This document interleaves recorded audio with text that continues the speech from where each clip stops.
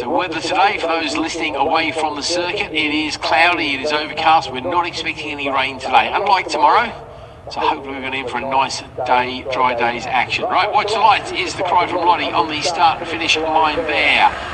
The lights go out and away we go. Oh, for a little bit of fresh air under the front wheel of the number 24. Off the line though, it's the number 39 machine of Dan North, I think, who's actually managed to put the power where it belongs through the ground. He got the best start, but I don't think he's got through Coppers terribly well. I'll let you call the numbers as they come off of Charlie's one, or out up to Charlie's one, out of Charlie's two, and down towards you, Bradley, and you can tell us who you think is leading, mate. Yeah, I got them here. It's one of the leading brothers. It looks like number 332 there, so that is Will leaning, who's leading the way from Dan North, and it's Luke McRae, and I tell you, we're almost 3 wide down the back straight here, Keith, already, but it is Will leaning, number 332, who's leading the way as they go up towards Park Corner for the first time of 6. But Will and Josh Leaning have been racing for quite a few years, it has to be said, Keith, and they've ridden all manner of bikes as well, whether it's 600, 400s, or these CB 500s. They've always been quick on whatever they ride, and Will Leaning is currently leading the way, and it's Luke McRae found his way through. No, Luke McRae there is through on Dan North though, so it's Luke McRae, number 16, who's up into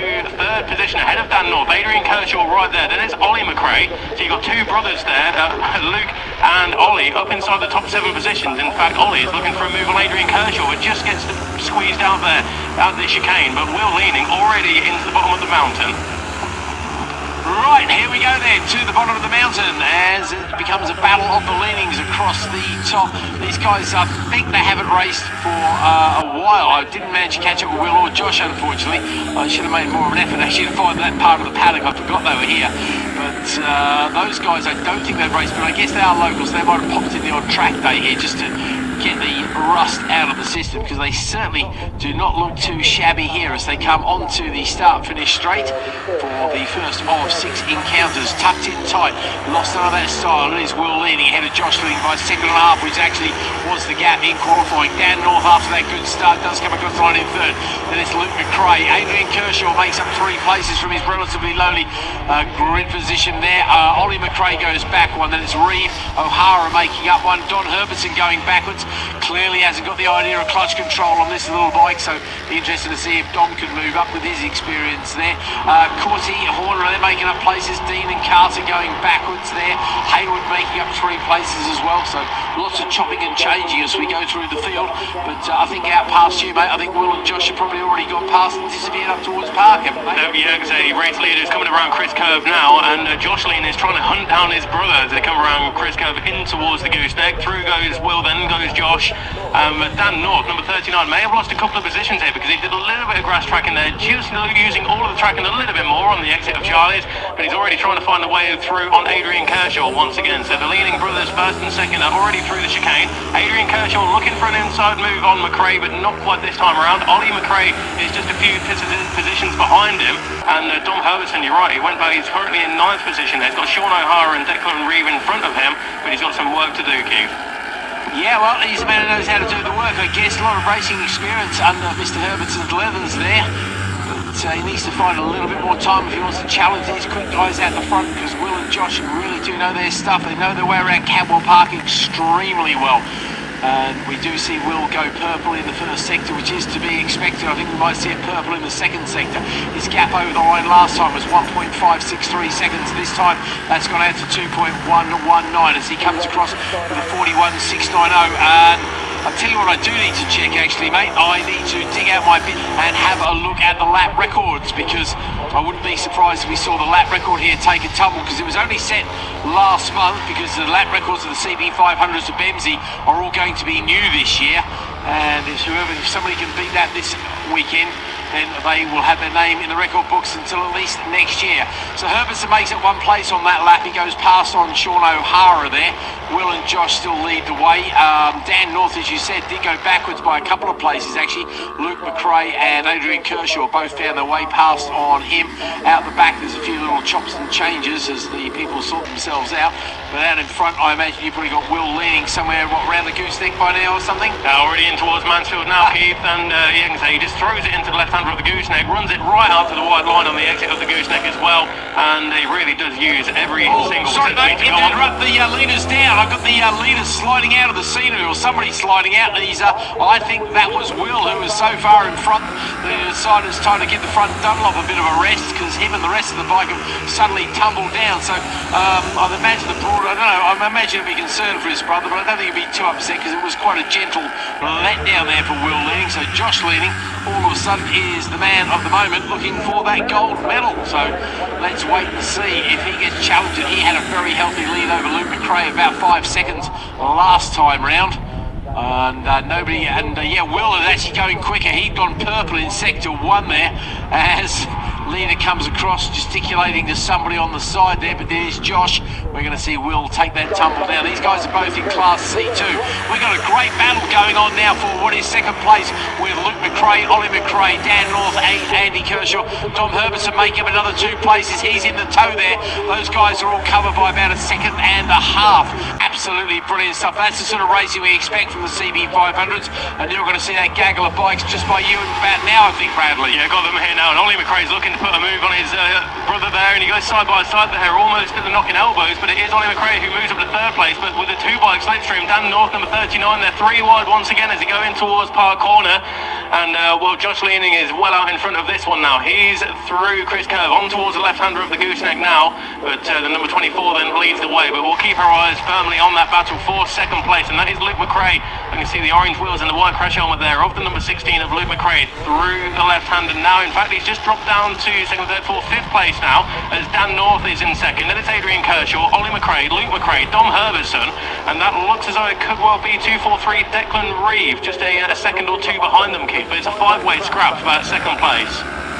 Well, I'm watching this battle come towards me, mate. Are we going to see a challenge down the inside there? No, nobody's going too defensive at the moment. Nobody is really risking it for a biscuit. The long line of bikes comes up across the top, though. Josh Leading really going on with this. His best lap is a 42.246, so not quite as quick as his brother, 41.690. However, will you take the quickest lap at a non-finish, or would you rather get the gold medal? I think the gold medal every time here, the leader goes across the line. And Josh now, where are we? 4 laps into the race, and here comes that battle, and I think Luke is starting to establish him. No, it's Dan North, sorry, Dan North has made his way past a couple of Luke's actually dropped back 3 places on that lap. Ollie goes back 1, is now leading North and Kershaw, and I think now that Dan North has got the empty track in front of him in relative terms, he's got a 10-second gap before the next bike is ahead of him.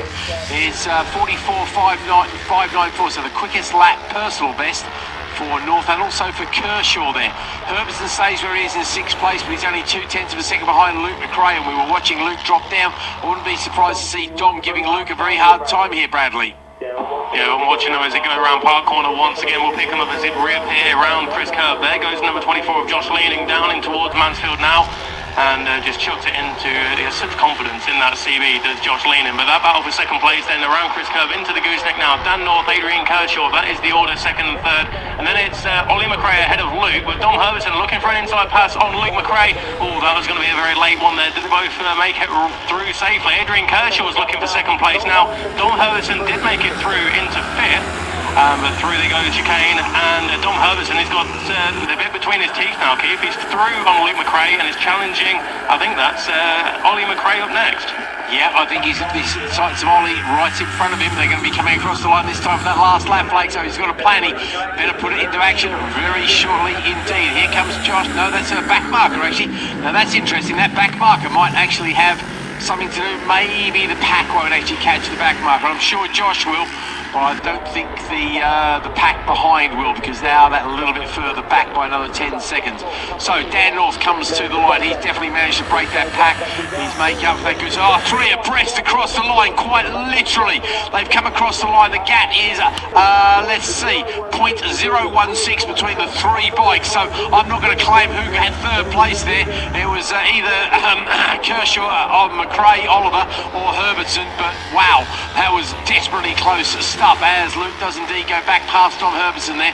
But you've got that great battle up towards you, mate. Yeah, Dom Herbertson's through. He's up in the 3rd place now, and Dan North, number 39, has got a bit of clear track behind him now, but is it going to be a 3-way battle now for that 4th place position. And again, Keith, they're 3 wide as they go up in towards Park Corner. And we are on the last lap now as well, and let's not forget, 10 seconds is the advantage for Josh Leaning over Dan North as they came across the line. He's through on the tail end of there and is in towards Mansfield now. So only half a lap to go, but through in towards the gooseneck now. There's 39 Dan North and then 96 Tom Herbertson. And I think, Keith, we're going to catch this back marker before the end of the race. So as we said earlier on, it can either work for you or against you, but it will be number 39 Dan North who will get there first. Maybe he can find a way through before the bottom of the mountain, and Tom Herbertson will be looking to follow suit as well.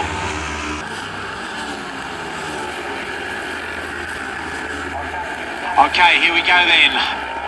Round. So sad to see Will Leaning crash out like that. Very rare mistake from Will Leaning. That's something we're not used to seeing. Is Will making a mistake like that? He'll be ruining that mistake. No doubt he'll make the most of it from pole position in the next race, because nobody's going to go close to the 41.690 that he got. I'll have a look at the lap record in the break and have that for you. Josh Leaning, not the first checker flag he's seen, but that's the first one for a while, and certainly the first one at the British Motorcycle Racing Club. Coming across the line there in second place, keeping his championship very much alive, that is Dan North. Tom Herbertson does indeed finish in third place with a 43.2 on the last lap, so I think that's going to give him a second place on the grid, so that could well be a serious challenge to the Quick Boys next time out. Let's see, it's Adrian Kershaw in fourth place, Luke McRae in fifth, Ollie McRae in sixth, then it's Reeve, Horner, Carver, Corty, Jake taking the win in the C1 class as well, and Ollie McRae takes the win in the Big Boys class, by the way, in that 6 overall. Where are we? O'Hara, Dean, Carter, Tucker, Dwyer, Humphrey, Hayward, Gregory. Dean taking the win in the rookie class as well. Quite a few of the rookies here today as well. And where are we? Kearney, Carver, Marshall, Stacey, Goff, Smith, Dorjan, Maud, Terry and Sumner. Well, we did say we'd hope they'd all make it to the finish. It's remarkable. The only bike not to finish was the quickest man on the track there, Will Leaning. So he'll be ruining that mistake as the last of the runners and riders make their way over the line. Okay, we've got some more track action for you. It's a qualifying session.